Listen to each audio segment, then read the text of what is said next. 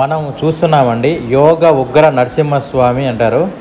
అయితే 1636వ సంవత్సరంలో హరిహర రాయలు బుక్కరాయలు విజయనగర సామ్రాజ్యాన్ని స్థాపించిన తర్వాత ఇక్కడ చాలా శిల్పాలు, చాలా దేవాలయాలు, చాలా కట్టడాలు అయితే మనం చూడొచ్చండి.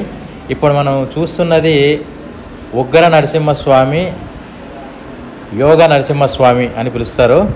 అయితే 1565 వరకు అండి చాలా జాగ్రత్తగా విజయనగర సామ్రాజ్యాన్ని, హంపీని కాపాడుకుంటూ, విలువల్ని కాపాడుకుంటూ వచ్చాము. అయితే విజయనగర సామ్రాజ్యం కృష్ణదేవరాయల తర్వాత, అచ్యుతదేవరాయల తర్వాత అలియా రామరాయలు పరిపాలన చేస్తున్న సమయంలో బీజాపూర్ సుల్తాన్లు అయినటువంటి బీజాపూర్ సుల్తాను, అట్లాగే దక్కన్ సుల్తాన్లు అని చెప్తారు వీళ్ళని.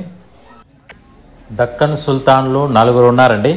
ఆ దక్కన్ సుల్తాన్లు తల్లికోట యుద్ధాన్ని ప్రారంభించి, అయితే అలియా రామరాయల్ని వెన్నుపోటు పరంగా సంభాజీ మహారాజుని ఎలాగైతే వెన్నుపోటు పరంగా చంపేసి చేశారో, సేమ్ అదే విధంగా అలియా రామరాయలు కూడా తల్లికోట యుద్ధంలో దారి మళ్లించి తప్పుడు యుద్ధం, అధర్మ యుద్ధం చేసి అలియా రామరాయల్ని చంపేసిన తర్వాత ఇంకా మొత్తం ఈ యొక్క విజయనగర సామ్రాజ్యం అప్పటికి ఇంకా ఫైనల్గా పతనం అయిపోయిందనమాట.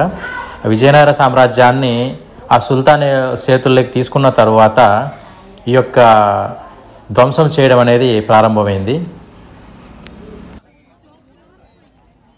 1565 తర్వాత అండి తల్లికోట యుద్ధం జరిగిన తర్వాత ఈ యొక్క హంపీలో ఉన్నటువంటి సంపదని ఏ రకంగా దాదాపు అంటే 6 నెలలు దోచుకొని తీసుకెళ్ళిపోవడం జరిగింది. అది నేను మీకు ఒక్కొక్కటిగా అన్నీ కూడా నేను మీకు చూపిస్తాను. ఇప్పుడైతే మనం పేద శివలింగం అని పిలుస్తారు. అట్లాగే ఇక్కడ ఒక శిలకు వచ్చేసి ఒక శాసనం అయితే రాయబడి ఉంటుంది. ఇక్కడంతా కూడా మొత్తం కన్నడలో రాసి ఉంటుందండి. ఇది ఎందుకంటే రాజధాని మొత్తం కూడా కర్ణాటకకు సంబంధించింది ఉంటుంది ఈ విజయనగర సామ్రాజ్యం.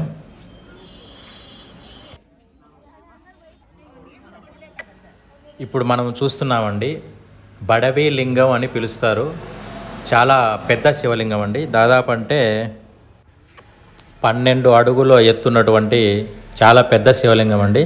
హరిహర రాయలు బుక్కరాయల కాలంలో అంటే ఈ ప్రదేశంలో ఎక్కువ పేదవారు నివసించేవారు.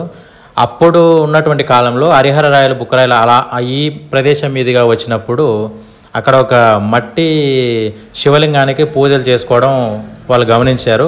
అయితే ఇక్కడ ఒక పేదల కోసం అందరికీ అనుకూలంగా ఉండాలని చెప్పేసి ఇక్కడ ఒక పెద్ద శివలింగాన్ని ఏర్పాటు చేయాలని చెప్పేసి